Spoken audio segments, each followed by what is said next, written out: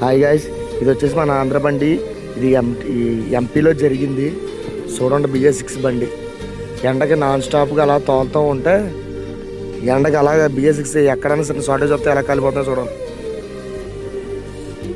అలా డ్రైవర్ క్లీనర్కి ఎటువంటి ఏమీ కాలేదు, బయటకు వచ్చారు.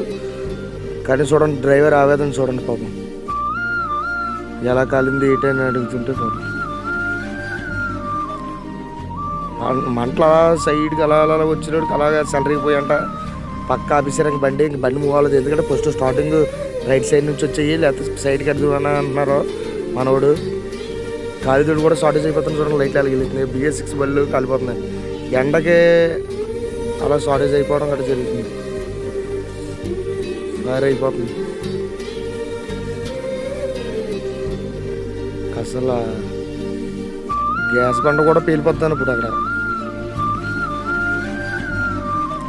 గ్యాస్ బండ కూడా చూడండి. గ్యాస్ బండలు గట్రా ఉంటాయి కదా, ఈ గట్రా ఉండి పేలిపోవడం గట్రా జరుగుతుంది. అలాంటి ఫైర్ అయితే దూరంగా ఉండడం మంచిది, దగ్గరగా ఉండకూడదు. చూడండి, అది ఎలా పేలిపోయిందో.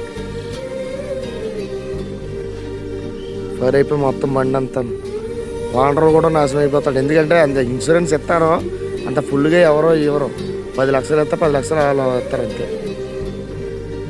గ్యాస్ బండ గట్ట పేలిపోతుంది చూడండి. పేలిపోతుంది కదా, సైడ్కి వస్తాం. అయిపోయింది బండి మొత్తం ఫుల్గా కాలిపోయింది. ఫైర్ ఇంజిన్లు వచ్చినా ఏముంటుంది, ఇంకేం ఉండదు. అది లోడ్ ఏంటి అన్నదో తెలియలేదు. ఓనరు బాధ ఇది చాలా నరకం. ఇన్సూరెన్స్ వస్తుంది కానీ అది ఎప్పుడు వస్తుందో తెలియదు. వచ్చినా సీదా అది ఒక 20 లక్షలు ఉందంటే ఇది ఒక 10 లక్షలు అనిపోతుంది. 30 లక్షలు ఉంటే 10 లక్షలు అనిపోతుంది. ఉన్నవాడైతే పర్లేదు, లేనివాడైతే ఇబ్బంది. స్టాఫ్కి, డ్రైవర్కి, క్లీనర్కి అయితే ఏం కాలేదు. ఎటువంటి ట్రాఫిక్లో కూడా జరగలేదు. ఊరు చివరనే జరిగింది. ఎవరికి ఎటువంటి ప్రమాదం జరగలేదు కాబట్టి పర్వాలేదు.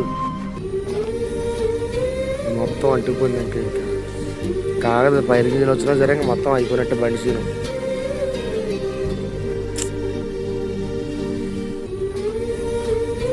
అలా క్యాబర్ కడిచి ఇంకా అలా టైర్లు కడిగి అలాగా అంటుకుపోతుంది. BS6 ఇంకా అసలు ఎండలో తోలడం కానీ అలాగా చూడండి, అంత దూరంగా పోయారు. ఆ బండిలో లోడ్ వచ్చేసి నిమ్మకాయ లోడ్ అంట.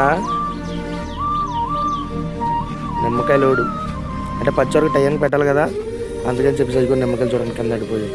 టైర్ని పెట్టాలి కదా, నాన్ స్టాప్ ఆపకుండా వచ్చేసారు. కానీ బండి షార్టేజ్ అవ్వడంతో